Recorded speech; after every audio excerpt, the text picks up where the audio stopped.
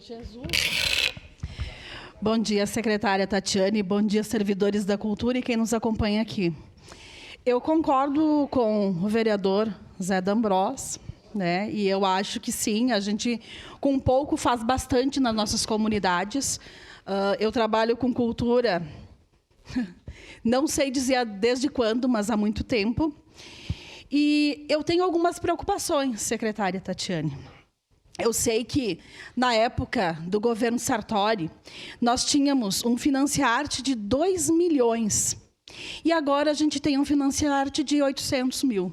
Então, essa é uma preocupação, porque muitas pessoas deixam de fazer cultura porque não conseguem entrar num edital de um Financiarte, que é o edital mais fácil de se entrar quando a gente inicia.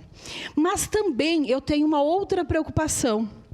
A gente sabe que a Lei de Incentivo à Cultura ali de Caxias é feita através de renúncia fiscal do SSQN e do IPTU. E a Lei Procultura do Estado pelo ICMS. Eu queria saber qual o plano da Secretaria para manter os valores de incentivo fiscal da cultura após a nova reforma tributária aprovada. Porque o SSQN vai ser extinguido. E a gente vai ficar só com o IPTU. E aí a gente vai conseguir manter todas as produções culturais que hoje a gente tem? A gente vai conseguir manter os agentes culturais trabalhando como eles devem trabalhar?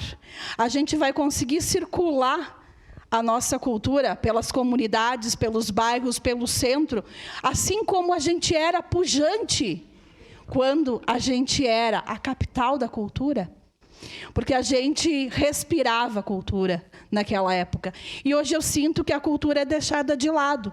Mas vale frisar que, a cada R$1 que a gente investe em cultura, 4 voltam para os cofres públicos. Eu tenho conhecimento disso porque a gente trabalhou com cultura e ainda trabalha. Então, eu acredito que a gente tem que rever, porque a cultura, sim, é uma cadeia econômica. E, às vezes, a gente é tratado como uma cadeia fútil, onde ninguém faz nada. Oh, esse ali está tocando uma música, Eva lá, está tocando uma música, mas é o trabalho dele. Até que a gente não entender que cultura é trabalho, a gente não vai ter o devido valor das pessoas que fazem a cultura.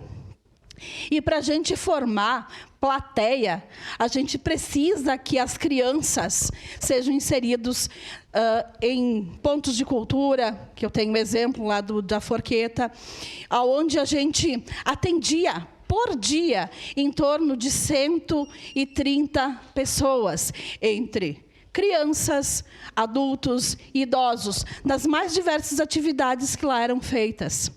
Então, se a gente precisa investir em cultura, e a gente sabe que, com a reforma, vai ser mudado a questão da tributação, o que a gente está planejando para que a gente não perca esses incentivos?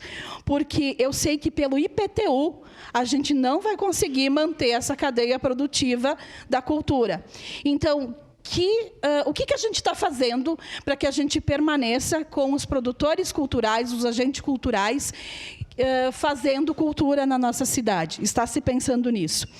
E também, uma pergunta que veio agora para mim, pelo WhatsApp, é sobre a Feira do Livro. O que se está pensando em fazer referente à Feira do Livro? Se o decreto de contingência vai afetar a Feira do Livro. Eu sei que a Feira do Livro ela é feita através de leis de incentivo, mas eu queria saber se vai ter alguma coisa que vai ser afetada na nossa Feira do Livro. Seria isso, muito obrigada.